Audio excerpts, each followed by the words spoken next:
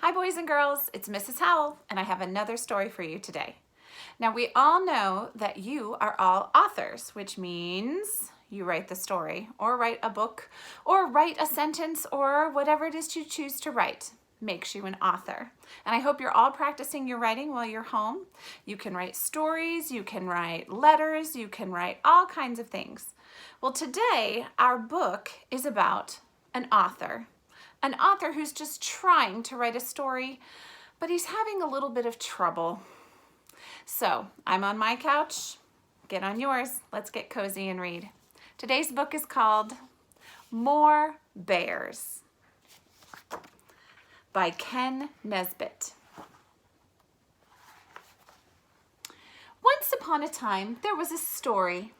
This story was a lovely story with absolutely no bears in it. Not a single bear anywhere. Then one day... More bears! What? Who said that? The author of the story looked around the room, wondering where those voices had come from. Were those the voices of children shouting? Then he went back to writing. As I was saying, the story had absolutely no bears at all. The author was very certain of this. More bears! The author tried very, very hard to ignore the children who thought that the story ought to have... More bears! Fine. The story had a bear. It was a cute little baby bear strolling through the book, looking for... More bears! Now hold on a second. The author of this story knew exactly how many bears it should have, and the author insisted there should only be... More bears! 2 bears. There. Happy now? An adorable, cuddly-wuddly little baby bear named Mr. Fluffy and his mama bear, Stella, who always wore a yellow hat. Now it happened that Stella and Mr. Fluffy, like all bears, were especially fond of... More bears! More bears. Of course. The author was just thinking the story, just to keep everyone happy, this story should have a papa bear, whose name, by the way, was Captain Picklehead, and a bear named Uncle Sheldon, who was bald and loved to play the ukulele. Now, where were we? Oh yes. More bears! Stop that! How many bears do you want this story to have anyway? Do you really want to hear about Bobcat Sam, the bear who rode a pony, and Admiral Haversham, the English dancing bear, and Excellent Steve, the bear who just wanted to surf? Yeah. Oh, you do? Wow, why didn't you say so? In that case, the author suddenly decided that what this story really needed was... More bears! Yes, more bears. So the author added Astro Bear, who, by the way, was Bulgarian and always kept a hamster in his pocket, just in case. And then the author put in 3 more bears named Lester, Chester, Esther, and Floyd. Oh, wait, that's 4. Oh, well, that's okay, because after all, this story needed...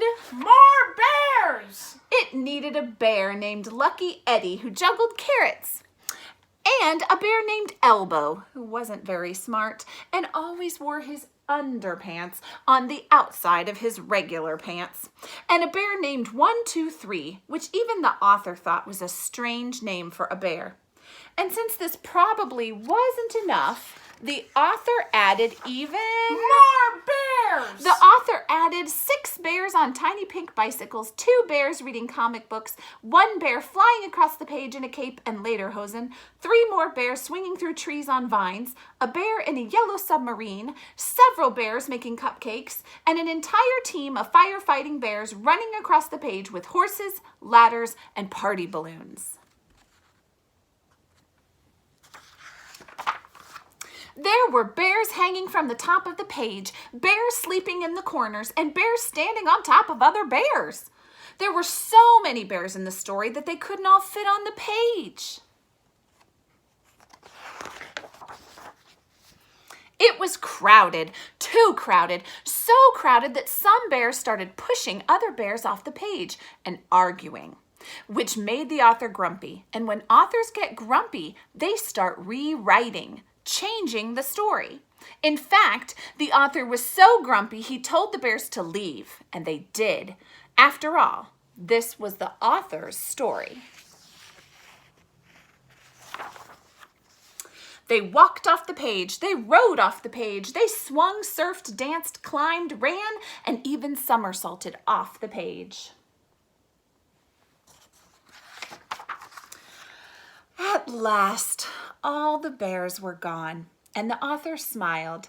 Finally, the author had a story with no bears in it, a lovely story with not a single bear anywhere, just the way the author wanted it.